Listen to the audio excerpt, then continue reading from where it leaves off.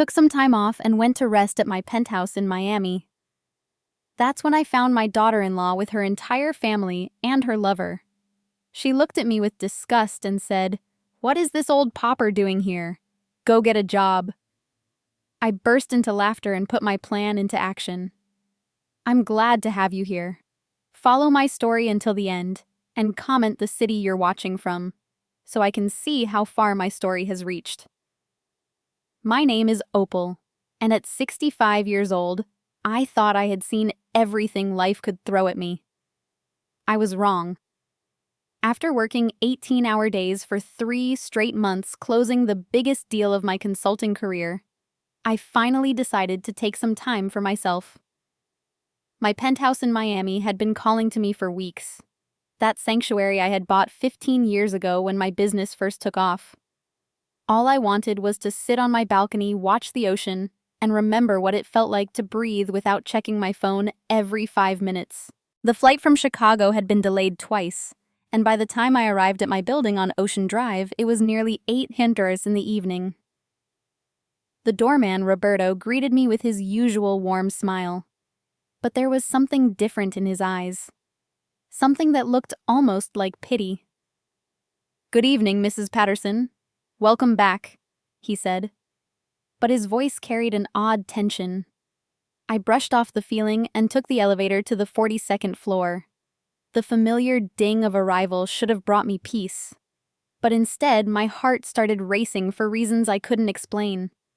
When the doors opened, I could hear music coming from my apartment. Loud music and voices.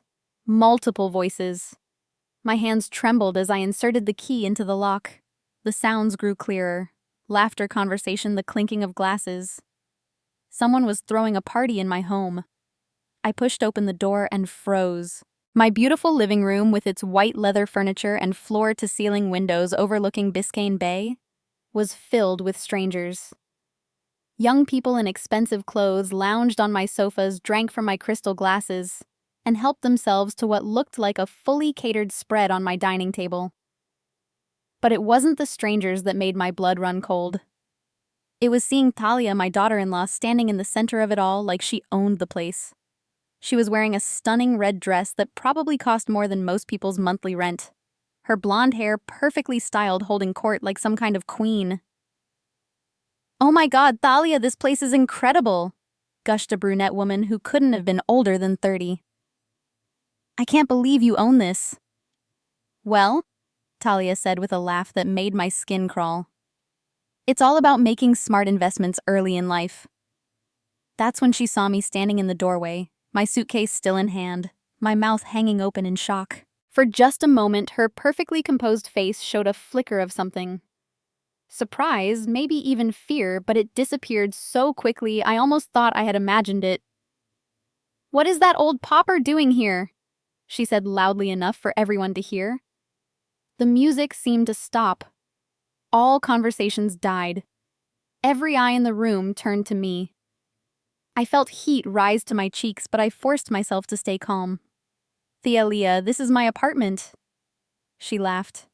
Actually laughed, and the sound was sharp and cruel. "Your apartment? Don't be ridiculous. Why don't you go find some work to do instead of bothering us?" The people around her started to murmur. I caught fragments of conversation. "Who is that woman? Why is she here? Should we call security?" A tall man with perfectly styled hair stepped forward. "Ma'am, I think there's been some confusion. This is a private party. You'll need to leave." I looked at Talia, waiting for her to correct him to tell him who I was. Instead, she turned her back to me and addressed her guests. "Don't worry about her. She's just confused. These things happen with people her age." The humiliation hit me like a physical blow. These strangers were looking at me like I was some delusional old woman who had wandered into the wrong apartment in my own home. The home I had worked 60-hour weeks to afford. The home I had decorated with such care, choosing every piece of furniture, every painting on the walls. "Thalia," I said again, my voice stronger this time. "We need to talk alone." She sighed dramatically and rolled her eyes. "Fine, 5 minutes." She turned to her guests with an apologetic smile. I'll be right back. Keep enjoying yourselves. She walked past me toward the kitchen, her heels clicking against my marble floors with an arrogance that made my hands clench into fists. I followed her, my heart pounding so hard I could hear it in my ears. Once we were out of earshot, I faced her. What is this, Thalia? What are all these people doing in my apartment? She leaned against my granite countertop like she owned it. Your apartment? That's funny, Opal, because I've been coming here every weekend for the past 6 months and I've never seen you once. Because I've been working, you know that. Marcus knows that. I've been traveling non-stop for my business. Oh, your little consulting thing, she said dismissively. How cute that you still pretend that pays for all this. She gestured around the kitchen with its top-of-the-line appliances and custom cabinetry. I stared at her in disbelief. Pretend, Thalia. I bought this place with my own money.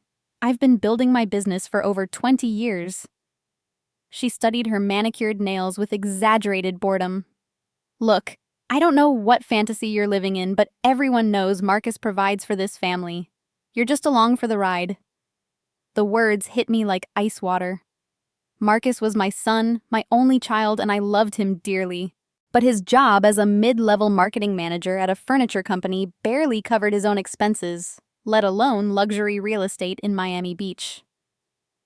Where is Marcus? I asked. Does he know you're here? Thalia's smile was cold as winter. Marcus is working late again as usual. And no, I don't bother him with every little detail of my schedule. He trusts me to handle things. This is my home, Thalia. I didn't give you permission to use it.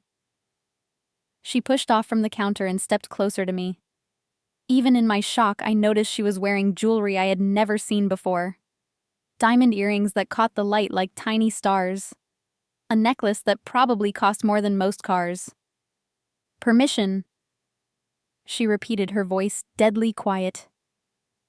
From you. That's rich, Opal. You want to know the truth? Marcus gave me the spare key months ago. He told me I could use this place whenever I wanted. He said it would be good for me to have somewhere too. Relax. The lie was so bold, so outrageous that for a moment I couldn't speak. Marcus would never do that without asking me first. We might not talk every day, but we had always been close. At least I thought we had been. I don't believe you, I said finally. Thalia shrugged. Believe whatever you want, but right now I have guests to attend to. So unless you want to make this even more embarrassing for yourself, I suggest you find somewhere else to spend the night. She started to walk back toward the living room, then paused and looked over her shoulder. Oh, and Opal. Next time you want to visit, maybe call first. It's just basic manners. I stood alone in my kitchen, surrounded by the remnants of someone else's party. Empty bottles, dirty plates, the lingering smell of expensive perfume that wasn't mine. Through the doorway, I could see Thalia rejoining her friends, her laughter bright and carefree as if nothing had happened. That's when I noticed something that made my blood freeze. On my refrigerator, held up by a magnet shaped like a palm tree, was a small business card. Thalia's Miami Getaway. It read, luxury accommodations for discerning guests. Weekend packages starting at $800. She wasn't just using my apartment. She was renting it out. I spent that night in a hotel room that cost me $300 staring at the ceiling and trying to process what had happened. Every time I closed my eyes, I could see Thalia's smug face, hear her calling me an old pauper in front of those strangers. But what haunted me most was that business card, Thalia's Miami Getaway. The next morning, I called Marcus from the hotel lobby. My hands shook as I dialed his number, not sure what I would say or what I wanted to hear. Mom. Hey, what's up? Aren't you supposed to be on vacation in Miami? His voice sounded normal, cheerful even. No guilt, no knowledge of what his wife had done. That should have been a relief, but somehow it made everything worse. Marcus, we need to talk about Thalia and the apartment. There was a pause. What about it? She was there last night with a group of people I'd never seen before. She told them it was her place. Another pause longer this time. Mom, you must have misunderstood something. Thalia wouldn't. She has a business card. Marcus, she's been renting out my apartment. The silence stretched so long I thought the call had dropped. Finally, Marcus spoke and his voice had changed. It was cooler now, more distant. That doesn't sound like Thalia. Are you sure you didn't misread the situation? Sometimes when we're tired or stressed, I'm not confused, Marcus. I'm not having some senior moment. Your wife humiliated me in my own home and then told me to find somewhere else to sleep. Look, Mom, I'm at work right now. Can we talk about this later? I'm sure there's a simple explanation. The line went dead and I stared at my phone in disbelief. My own son had hung up on me. Worse than that, he had dismissed my concerns like I was some confused old woman making up stories. I sat in that hotel lobby for another hour, watching people come and go, feeling more alone than I had in years. Then something inside me hardened. I had built a successful business by being thorough, by investigating before making decisions. If no one else would take me seriously, I would find the proof myself. I took a cab back to my building and found Roberto, the doorman, during his lunch break. Mrs. Patterson, he said when he saw me approaching. I was hoping to talk to you. About what, Roberto? He looked around nervously as if making sure we were alone. It's about your daughter-in-law. She's been coming here every weekend for months now. Always with different people, always telling them it's her place. My heart started racing. Go on. Last month, she asked me to help her with something. She said she was having a business meeting in your apartment and needed me to let her guests know which elevator to take. When I asked if you knew about it, she said, of course you did. That you were business partners now. Business partners. The lie was so elaborate, so carefully constructed. Roberto, did she ever pay you anything for helping with these meetings? He shifted uncomfortably. She gave me $50 each time. Said it was from you as a thank you for the extra service. I felt sick. She had been bribing my own doorman to help with her scheme. Can you tell me exactly when these visits started and how often they happen? Roberto pulled out his phone and scrolled through what looked like a calendar app. The first time was 6 months ago. She came with just one other woman, said they were planning a girls' weekend, but then it got bigger. More people, fancier clothes. Last weekend, she had 12 people up there. 12 people in my 2-bedroom apartment. I could only imagine what state they had left it in. Roberto, I need to ask you something, and I need you to be completely honest with me. Has anyone else been paying you? Anyone connected to these visits? His face flushed red. Mrs. Patterson, I never meant any harm. She said you knew about everything. She said you were getting a cut of the profits. Profits. My stomach churned. How much, Roberto? How much has she been paying you? $200 a month for 6 months. She said it was your way of showing appreciation for my discretion. $200. Thalia had been paying my doorman $200 of what was essentially my own money to help her run an illegal rental operation out of my apartment. I reached into my purse and pulled out $500 cash. Roberto, I need you to do something for me. I need you to keep track of every time she comes here from now on. Every person she brings, every time she uses that business card of hers. Can you do that? He took the money, but his expression was troubled. Mrs. Patterson, are you sure about this? She said, if anyone ever questioned the arrangement, it meant they were trying to cause problems for your family. Even Roberto, a man I had known and trusted for 15 years, had been manipulated into doubting me. The sophistication of Thalia's lies was breathtaking. I spent the rest of the day doing research. I called the building's management company and discovered that someone had indeed been inquiring about short-term rental policies for my unit. The inquirer had claimed to be acting on my behalf and had provided what appeared to be legitimate documentation showing my consent, forged documentation. Thalia hadn't just been lying. She had been creating false paperwork.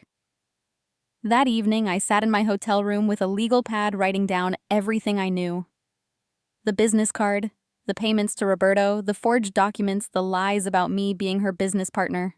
But what troubled me most was something Roberto had mentioned in passing, that Talia had told her guests I was just a confused old relative who sometimes showed up unexpectedly. She hadn't just stolen my apartment. She had erased me from my own life story. I picked up my phone and scrolled through my contacts until I found the number for Janet Morrison, a private investigator I had used for business purposes several years ago.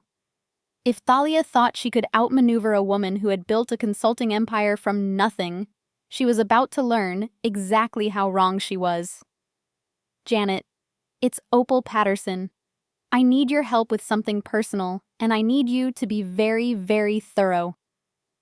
As I explained the situation, I could hear Janet taking notes on the other end of the line. Opal, this sounds like identity theft and fraud. Are you sure you want to handle this privately instead of going straight to the police? I thought about Marcus hanging up on me. About Thalia's confident smile as she dismissed me in front of her friends about the business card that turned my home into her personal profit center. I'm sure, Janet, but I want to know everything. Every lie she's told, every dollar she's made, every person she's deceived, and I want it all documented. After I hung up, I opened my laptop and did something I hadn't done in months. I logged into my social media accounts. If Thalia was using my apartment for her fake business, there had to be evidence, online reviews, photos, maybe even booking confirmations. What I found made my hands shake with rage. There were dozens of photos of my apartment on Instagram, Facebook, and Airbnb.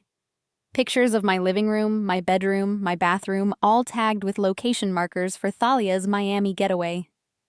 The descriptions were elaborate fabrications about her inherited beachfront property and her family's long history in Miami real estate. But the reviews were what really made my blood boil.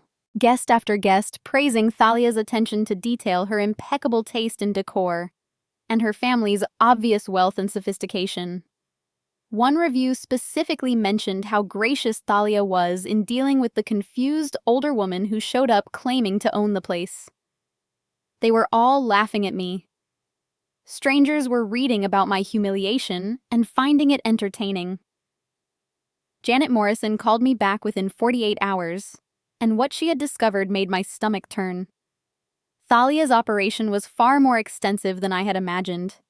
She's been running this scheme for exactly 6 months and 2 weeks. Janet said, her voice professional but tinged with disgust. She's got profiles on 4 different rental platforms, all using photos of your apartment. She's been charging anywhere from $800 to $1,500 per weekend, depending on the season and demand. I did the math quickly in my head. If she had been booking even half the weekends at the lower rate, she had made at least $15,000 from my apartment, using my furniture, my utilities, my reputation with the building management. There's more, Janet continued. She's been telling people different stories about how she acquired the property. Sometimes it's an inheritance from a wealthy aunt. Sometimes she claims she bought it as an investment property when she was in college. But the most common story is that her husband's family owns multiple properties in Miami. And this is just one of several. My husband's family. She was using my success, my hard work to legitimize her lies, but attributing it all to Marcus. What about the legal implications, I asked. Fraud, definitely. Possibly theft of services, depending on how much she's profited. The forged documentation Roberto mentioned could be a felony. But Opal, there's something else you need to know. I braced myself. She's been researching divorce attorneys. The words hit me like ice water. What I found browser history on a computer she uses at a local coffee shop. She's been looking into Florida divorce laws, specifically how property acquired before marriage is divided. She's also been researching your business, your assets, everything she can find about your financial situation. I felt nauseous. She's planning to divorce Marcus and try to claim my property. It looks that way. She's been building a case that she's been financially contributing to the household through her rental business and that she's been managing family properties. If she can establish that she's been acting as property manager for your Miami apartment, she might be able to argue for a stake in it during divorce proceedings. The sophistication of it was breathtaking. Thalia hadn't just been stealing from me. She had been building a legal foundation to steal even more. Janet, I need you to document everything. Every rental, every lie, every forged document. But I don't want her to know we're investigating yet. What do you have in mind? I had been thinking about this since the moment I saw that business card on my refrigerator. Confronting Thalia directly would only put her on guard. Going to Marcus had already proven useless. He was either completely blind to his wife's true nature or willfully ignorant. Going to the police would be satisfying, but it would also be public and messy. And I wasn't sure I was ready for that kind of attention. No, I wanted something more elegant, something that would expose Thalia's lies. Naturally, without making me look like the vindictive mother-in-law. I want to let her hang herself, I said finally. Over the next few days, I put my plan into motion.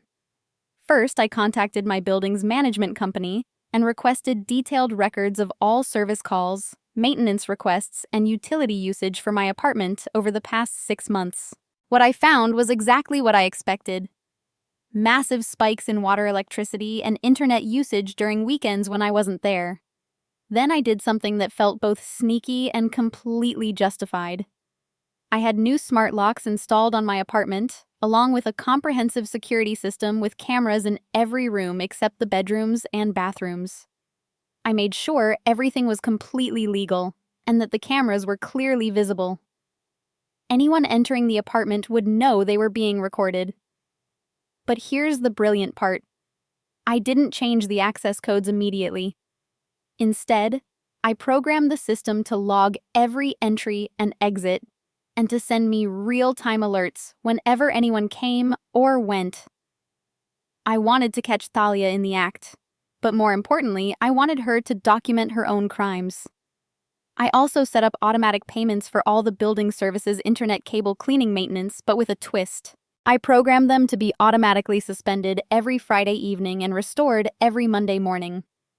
If Thalia wanted to keep using my apartment for her business, she would have to keep calling to get the services restored, creating a paper trail of her unauthorized use. The first test came that very weekend at 2:30 on Friday afternoon. My phone buzzed with an alert. Front door opened. Security footage showed Thalia entering with 2 large suitcases and what looked like catering supplies. An hour later, I received another alert, as 5 more people arrived. Clearly guests for another one of her rental weekends. At 6:00 sharp, the internet went down. By 6:15, the cable stopped working. At 7, I got a call from Roberto.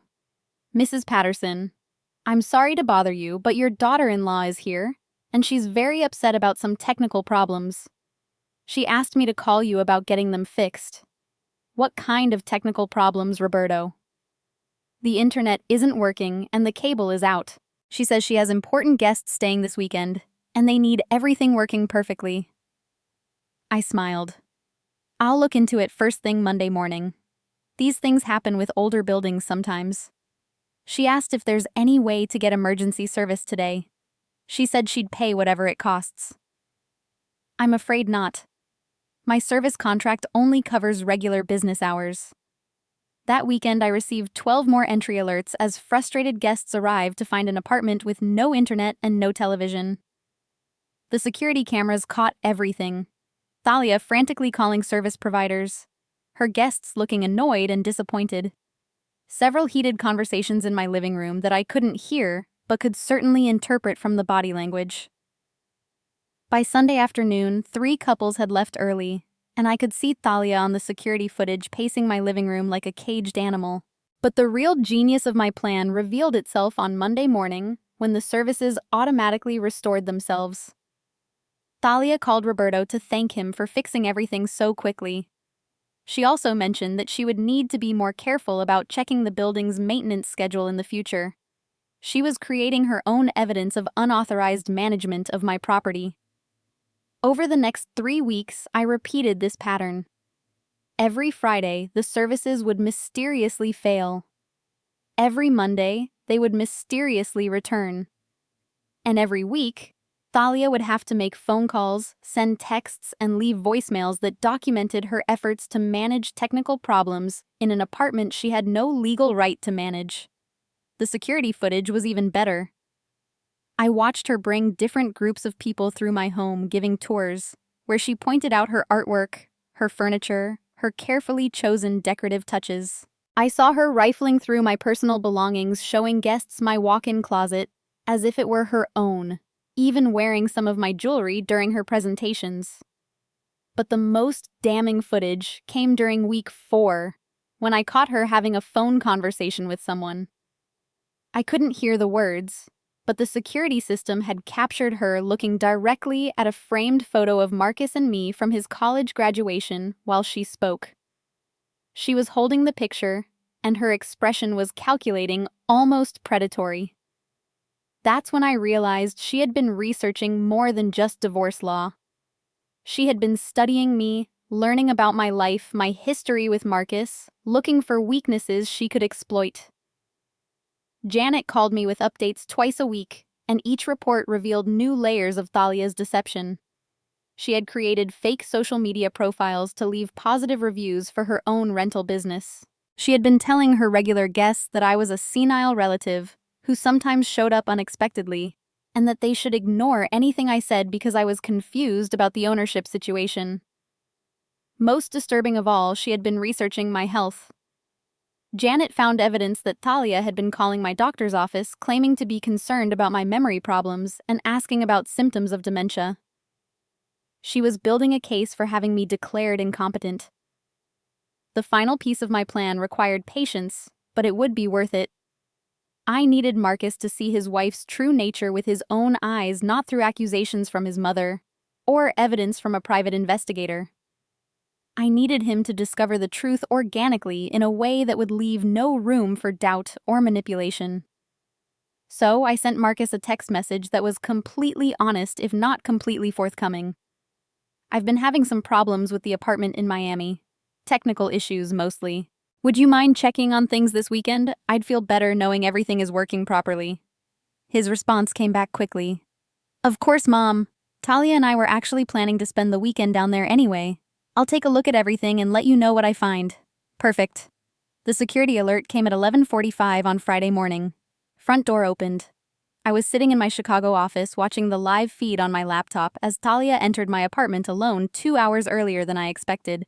She moved with practiced efficiency, checking every room, adjusting furniture, even changing the sheets on my bed. But then something unexpected happened. At 12:15, she received a phone call that made her pace frantically around my living room for 10 minutes. When she hung up, she immediately started making other calls, her body language growing more agitated with each conversation. By Hazaro, she was packing everything back up. By 1:30, she was gone. 20 minutes later, Marcus called me. Marcus. Mom. I'm sorry, but we had to cancel the Miami trip. Thalia is not feeling well, and she thinks it's better if we stay home this weekend. I could hear the disappointment in his voice, but more than that, I could hear confusion. What kind of not feeling well? She says she's been having migraines all week. Really bad ones. She's been seeing a doctor about them. Apparently, though, this is the first I'm hearing about it. Migraines, a convenient excuse that was impossible to verify and guaranteed to generate sympathy. I wondered what had really happened in that phone call to make her abort her weekend plans. That's too bad, sweetheart. Maybe another weekend. Actually, Mom, I was thinking maybe I should go down anyway, just for Saturday, to check on those technical problems you mentioned. My pulse quickened. This was even better than what I had originally planned. If you don't mind, that would be wonderful. The internet has been spotty, and I want to make sure everything's working properly before my next visit. Thalia apparently had other ideas. Marcus called me back an hour later, and this time his voice carried a note of frustration I rarely heard from my easygoing son. Change of plans again. Thalia is feeling much better suddenly, and she insists on coming with me. She says she doesn't want me driving to Miami alone when I'm worried about you. Worried about me. The manipulation was so smooth, so perfectly calculated. Thalia had managed to position herself as the caring daughter-in-law who was concerned about her husband's elderly mother, while simultaneously ensuring that Marcus wouldn't be alone in my apartment where he might discover something she didn't want him to see. "That's very thoughtful of her," I said, matching her fake sweetness with my own. Saturday morning brought another surprise. At 7:30 a.m., my security system sent an alert, but it wasn't the front door. Someone was entering through the building service entrance using what appeared to be a service elevator key. The security footage showed Thalia dressed in workout clothes and carrying a large duffel bag sneaking into my apartment like a burglar. For the next 3 hours, I watched her clean, frantically removing all evidence of her rental business. She packed up the extra linens she had brought for her guests, threw away business cards and promotional materials, even moved furniture back to positions that matched older photos she must have taken of my apartment. By the time Marcus arrived at noon, my apartment looked exactly like it had when I left it months ago. But Thalia had forgotten about one thing: the security system itself.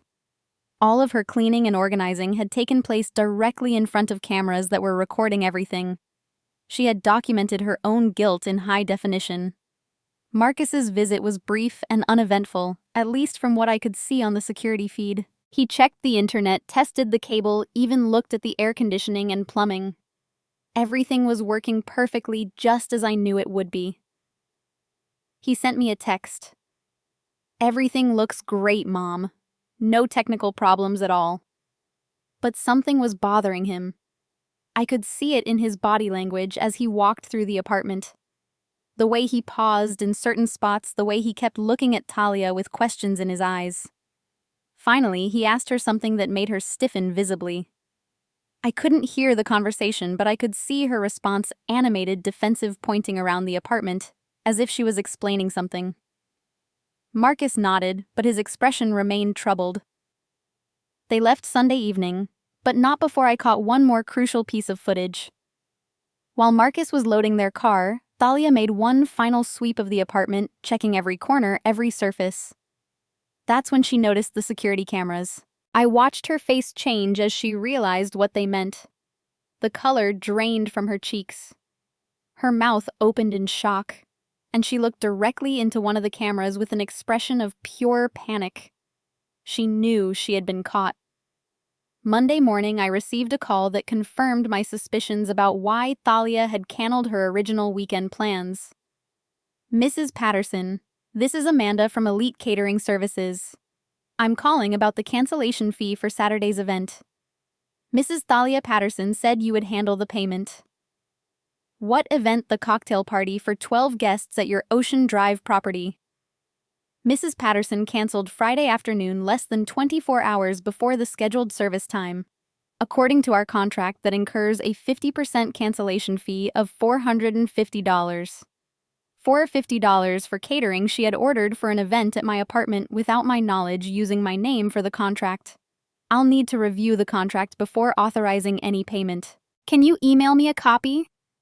When the contract arrived, I found something even more infuriating than the unauthorized catering. Thalia had signed it as Mrs. T. Patterson, property manager, and had listed my phone number as the primary contact. She had been using my identity for her business dealings. That afternoon, Janet called with her weekly update, but this time her tone was urgent. "Opal, we have a problem." Thalia's been busy since her Miami trip. She made 3 phone calls to divorce attorneys yesterday, and she scheduled consultations with 2 of them for this week. She's accelerating her timeline. There's more. She also called a moving company to get estimates for packing and storing furniture, and she made an appointment with a real estate appraiser. My blood ran cold. She's planning to claim my apartment as marital property. It gets worse. I found evidence that she's been researching elder care facilities, specifically ones that specialize in patients with memory problems. The pieces clicked into place with horrifying clarity. Thalia wasn't just planning to divorce Marcus and steal my property. She was planning to have me declared incompetent so she could claim legal guardianship over my assets. Janet. How long would something like that take the competency proceedings? I mean, if she could provide medical evidence of cognitive decline, and if she had witnesses to support her claims, It could happen surprisingly quickly, especially if the target.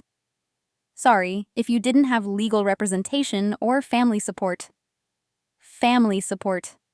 If she successfully turned Marcus against me, if she convinced him that I was losing my mental faculties, I could find myself legally defenseless against her machinations. What do you recommend? We need to move faster. We have enough evidence to destroy her credibility, but only if we act before she can establish her narrative about your mental state. I thought about the security footage of her cleaning my apartment, her panicked expression when she spotted the cameras, the catering contract she had signed with my name. I thought about Marcus's confused expression as he walked through the apartment, the questions he clearly wanted to ask but hadn't. No, I said finally. Not yet. I want her to make one more mistake. A big one. Something so obvious that even Marcus can't ignore it. Opal, that's risky. If she files for divorce and competency proceedings simultaneously, she won't. She's too smart for that. She'll want to establish the incompetency narrative first, get Marcus on her side, maybe even get me committed somewhere. The divorce will come later after she's isolated me completely. There was a long pause. So, what's your plan? I smiled, feeling the same cold satisfaction I used to get when I outmaneuvered a difficult client. I'm going to give her exactly what she wants. I'm going to act confused, forgetful, maybe even a little paranoid. And when she thinks she's won, when she's convinced Marcus that I'm losing my mind, that's when I'll show him the security footage. That's a dangerous game, Opal. Maybe. But Talia made one crucial mistake. She underestimated me. She thinks I'm just a confused old woman who got lucky in business. She has no idea what I'm capable of when someone threatens my family. That evening, I made a phone call I had been dreading.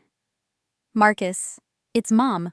I was wondering if you and Talia might want to have dinner this weekend. There are some things I need to discuss with both of you. The dinner was set for Saturday evening at my Chicago apartment, and I spent the entire week preparing for what I knew would be the most important performance of my life. I needed Talia to believe she was winning, to get comfortable enough to make the kind of mistake that would expose her completely. Marcus arrived first, carrying a bottle of wine and wearing the slightly worried expression he had worn since our phone conversation. Mom, you sounded strange on the phone. Is everything okay? I hugged him, letting myself seem just a little more fragile than usual, a little more uncertain. I'm fine, sweetheart. Just tired. It's been a long few months. Talia arrived 20 minutes later, and the moment she walked through my door, I could see the calculation in her eyes.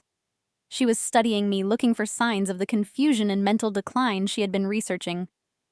"Ol," she said with exaggerated warmth. "You look wonderful. How are you feeling?" "Oh, some days are better than others.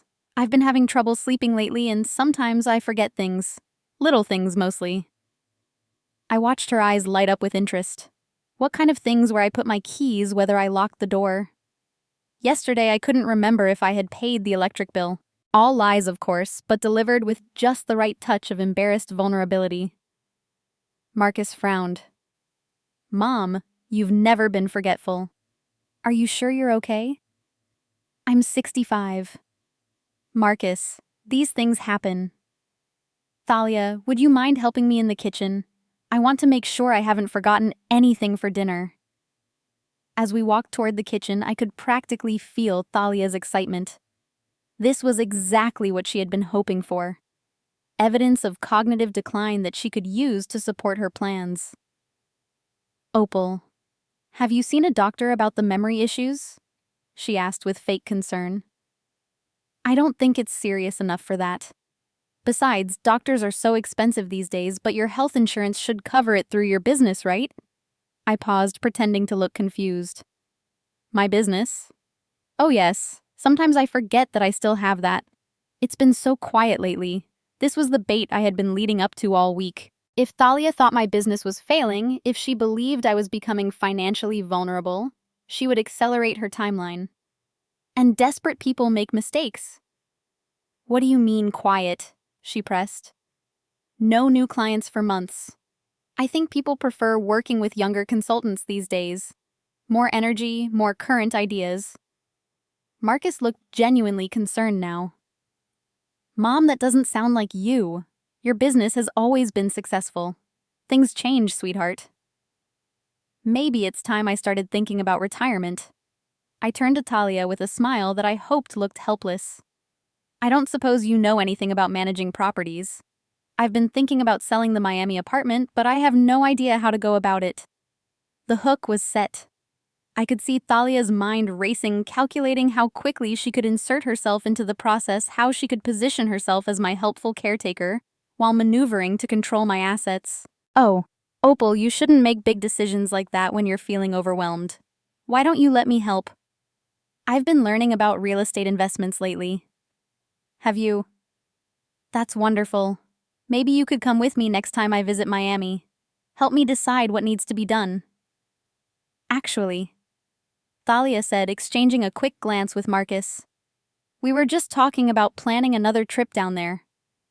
Maybe this weekend. Perfect. I could see the trap she was walking into, but I needed to make sure Marcus would be there to witness whatever she had planned. That would be lovely. The three of us together like a family vacation. Marcus smiled, the first genuine smile I had seen from him all evening. I'd like that, Mom. We haven't spent enough time together lately. It's settled then. I'll book us flights for Friday morning. Talia's smile faltered slightly. Oh, but Opal, wouldn't it be easier if Marcus and I handled the travel arrangements? You have so much on your mind right now. I suppose you're right. I do feel scattered lately.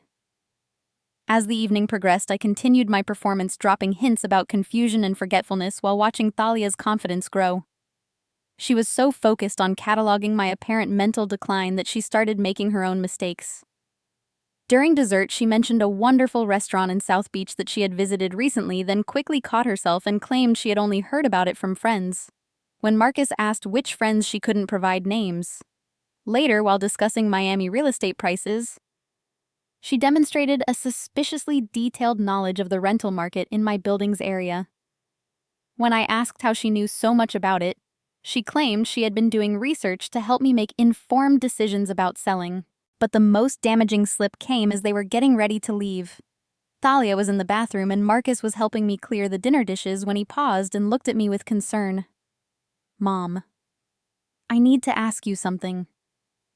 That day we visited your apartment, I noticed some things that seemed off. My heart started racing, but I kept my expression neutral.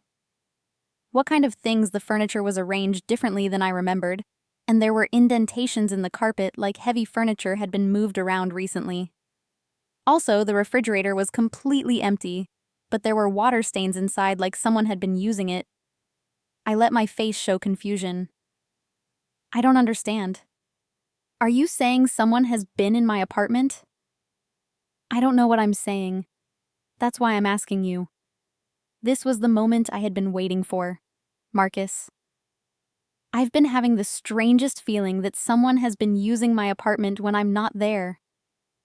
Little things moved around. Utilities bills higher than they should be. But then, I think maybe I'm just imagining it. Mom, that's not something you imagine. If someone has been accessing your apartment without permission, that's a serious crime. Thalia returned from the bathroom just in time to hear the last part of our conversation. Her face went pale, but she quickly composed herself. What's a serious crime? She asked with forced lightness. Someone might be using Mom's apartment without permission. Marcus said, his voice tense with anger. If that's true, I want to know who it is and I want them prosecuted. Talia laughed, but it sounded strained. Oh, Marcus, don't get your mother worked up over nothing. You know how buildings like that are. Maintenance people, cleaning crews, property managers. There are legitimate reasons for people to have access. Property managers? I asked as if the term confused me. Yes, lots of buildings use property management companies to handle rentals and maintenance. Maybe your building started using one and forgot to tell you. The lie was so bold, so perfectly crafted to explain away any evidence Marcus might have noticed. But it was also the mistake I had been waiting for. Talia, I said slowly. How do you know my building uses a property management company? She blinked, realizing too late that she had revealed knowledge she shouldn't possess. I don't know that for sure. I was just suggesting possibilities, but Marcus was staring at her with a new expression, one I recognized from his childhood when he was trying to solve a puzzle. You seem to know a lot about Mom's building for someone who's only been there once. I pay attention when we visit.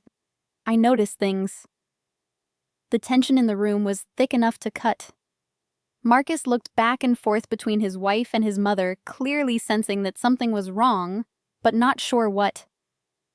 You know what I said, standing up with a parent's sudden decision. Let's go to Miami this weekend and figure this out together. I want to know if someone really has been using my apartment, and if they have, I want them stopped. Thalia's composure cracked completely. Opal, that's not necessary. I'm sure there's a simple explanation. No, I think Mom's right, Marcus interrupted. If someone's been violating her privacy, we need to know about it. I could see Thalia's mind racing, trying to find a way out of the trap she had walked into. Finally, she played what she thought was her ace card. Marcus, I'm worried about your mother. These paranoid thoughts, the memory problems, the confusion about her business. I think she needs to see a doctor before we make any big trips or decisions. It was perfectly executed. The concerned daughter-in-law expressing reasonable worry about her husband's elderly mother. In any other situation, it would have been convincing. But I had been preparing for this moment for weeks. You know what, Thalia, you're absolutely right. Absolutely. I have been feeling confused lately. So confused, in fact, that I did something I've never done before. I walked to my laptop and opened it, pulling up the security system app. I installed cameras in my Miami apartment just to make sure I wasn't imagining things. The color drained from Thalia's face as she understood what I was saying. Would you like to see what they recorded? The silence in my living room was deafening. Marcus stared at the laptop screen, his face cycling through confusion, disbelief, and finally a rage I had never seen from my gentle son. Thalia stood frozen behind the couch, her mouth opening and closing like she was trying to speak, but no words would come. The footage was damning. Week after week of evidence showing Thalia entering my apartment, bringing strangers through my home, conducting her rental business with my property. The audio wasn't perfect, but it was clear enough to catch her telling guests that she owned the apartment, that the confused old woman who sometimes showed up was just a relative with dementia. This can't be real, Marcus whispered, but his voice carried no conviction. He could see his wife's face clearly in every frame. I clicked to another file. This is from last weekend when you two visited together. And the new footage showed Thalia's frantic cleaning session, her desperate attempt to remove all evidence of her activities before Marcus arrived. But more importantly, it showed the moment she discovered the cameras. Her face filled with panic and guilt as she realized she had been caught. 6 months, Thalia. Marcus said, his voice barely controlled. You've been doing this for 6 months. Thalia finally found her voice, but it came out high and desperate. Marcus, you don't understand. I was trying to help. Your mother's business is failing. Her memory is going. I was just trying to generate some income to help support her by stealing. The word came out like a slap. It's not stealing if it's family property. And look at her. She just admitted she can't remember things. She's confused about her own business. Someone needs to take care of these things for her. I had to admire her strategy. Even caught red-handed. She was trying to position herself as the victim, the caring daughter-in-law who was just trying to help a declining elderly relative. But I wasn't finished yet. Thalia, would you like to explain this to Marcus? I clicked on another file. This one showing her conversation with the catering company, signing contracts using my name, my phone number, my identity. Then another file showing her wearing my jewelry while giving tours to her rental guests. Then the business cards, dozens of them, advertising Thalia's Miami getaway with photos of my apartment. With each new piece of evidence, Marcus's expression grew darker. By the time I showed him the online reviews where guests praised Thalia's family wealth and inherited property, He looked like he wanted to be sick. "There's more," I said quietly. "Janet, my private investigator found evidence that you've been researching divorce attorneys and elder care facilities, specifically facilities that specialize in patients with memory problems." Dahlia's last attempt at denial crumbled. "How did you—" "You hired someone to spy on me. I hired someone to investigate fraud, which is exactly what this is." Marcus stood up abruptly, pacing to the window and back. "My God! Thalia, my own mother! How could you do this to her? I was protecting our future. Your mother won't live forever. And when she's gone, what happens to us?" "You make $45,000 a year at that furniture company. I was building something for our family with stolen property and forged documents. It's not stolen if it belongs to family." "It doesn't belong to you," Marcus shouted, and I had never heard him raise his voice like that. "It belongs to my mother, who worked 60 hours a week for 20 years to afford it." Thalia's mask slipped completely, then revealing the cold calculation beneath. "Your naive little mother, who you think built some successful business." Please, Marcus, look at her.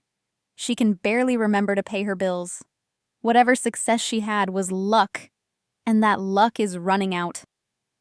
The cruelty in her voice was breathtaking, but it was also exactly what Marcus needed to hear.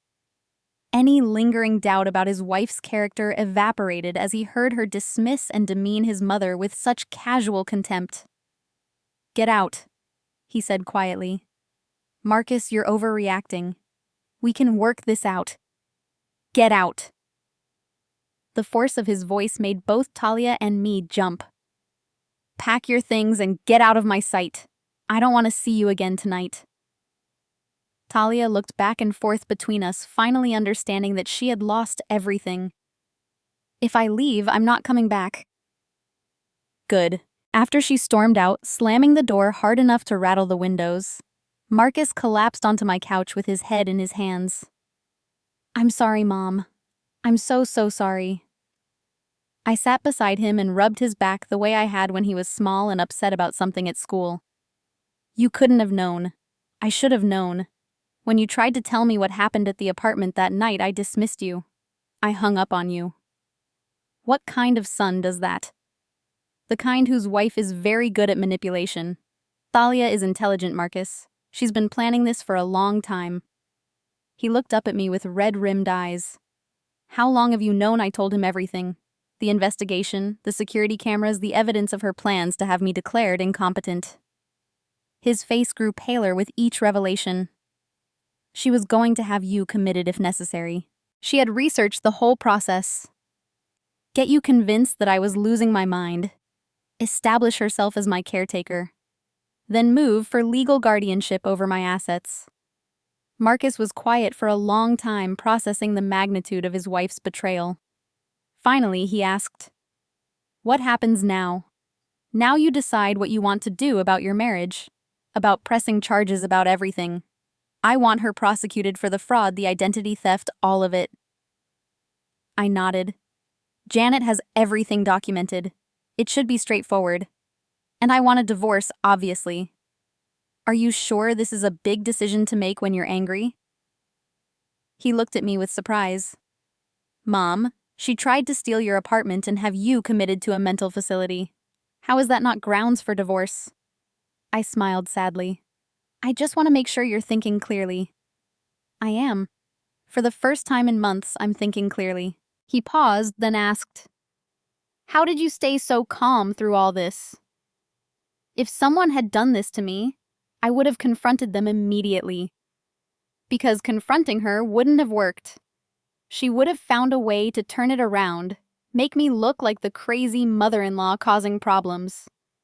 This way, she exposed herself. 3 months later, I was back in my Miami apartment. But this time, I wasn't alone. Marcus had taken a week off work to help me reclaim the space that Talia had turned into her personal business venture. "I still can't believe she was charging $1,500 a weekend," he said, stripping the beds she had used for her rental guests. "Janet estimates she made over $25,000 total, all of which will be returned as part of the restitution agreement." The criminal case had been easier than I expected. Faced with overwhelming evidence and the prospect of federal charges for mail fraud, Thalia had agreed to a plea deal that included full restitution and 2 years of probation. The divorce had been finalized the previous week. Marcus had kept the house, which was in his name anyway, and his car. Thalia had left with nothing but her clothes and jewelry, and even some of that was being held as evidence. "Do you think she'll try to contact you again?" Marcus asked. I shook my head. The restraining order is pretty clear.